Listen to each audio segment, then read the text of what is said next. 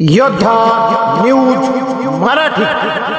पुणे नाशिक महामार्गावर भीषण अपघात, कार खासगी बसच्या धडकेत तिघांचा मृत्यू. पुणे नाशिक महामार्गावरील एक लहरे गावच्या हद्दीत इंद्रप्रस्थ पेट्रोल पंपाजवळ रविवारी रात्री 11:15 सुमारास भीषण अपघात झाला. नाशिककडून पुण्याच्या दिशेने येणाऱ्या एका भरधाव कारने दुभाजक ओलांडून विरुद्ध दिशेला येणाऱ्या खासगी बसला समोरासमोर जोरात धडक दिली. या अपघातात कार चालक मल्लिकार्जुन आंबेगावे यांच्यासह एकूण तिघांचा जागीच मृत्यू झाला असून 2 जण गंभीर जखमी झाले आहेत. अपघाताचे स्वरूप मिळालेल्या माहितीनुसार Toyota Corolla Altis MH1 4DT 1770 ही कार नाशिककडून पुण्याच्या दिशेने जात होती. पुलाच्या उतारावर चालकाचे नियंत्रण सुटल्याने कार दुभाजक ओलांडून विरुद्ध बाजूच्या पुणे नाशिक लेनवर आली.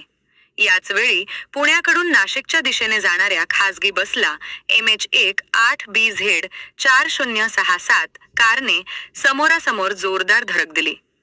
धडक इतकी भीषण होती की कारचा अक्षरशः चक्काचूर झाला आहे. मृत व जखमींची नावे. या अपघातात कारमधील खालील व्यक्तींचा मृत्यू झाला आहे. 1. मल्लिकार्जुन शिवराज आंबेगावे, वय 42, राहणार चिंचवड, पुणे, कार चालक. 2. आरती मल्लिकार्जुन आंबेगावे, वय 40 अंदाजे, राहणार चिंचवड, पुणे. 3. लता बाळू तुपलोंढे, राहणार चिंचवड, पुणे. तसेच मृणाल मल्लिकार्जुन आंबेगावे आणि प्रेम मल्लिकार्जुन आंबेगावे हे दोघे गंभीर जखमी झाले असून त्यांच्यावर जवळच्या रुग्णालयात उपचार सुरू आहेत. पोलीस कारवाई या प्रकरणी खासगी बसचे चालक राजू चत्रू राठोड, राहणार शहादा, जिल्हा नंदुरबार यांनी मंचर पोलीस ठाण्यात फिर्याद दिली आहे.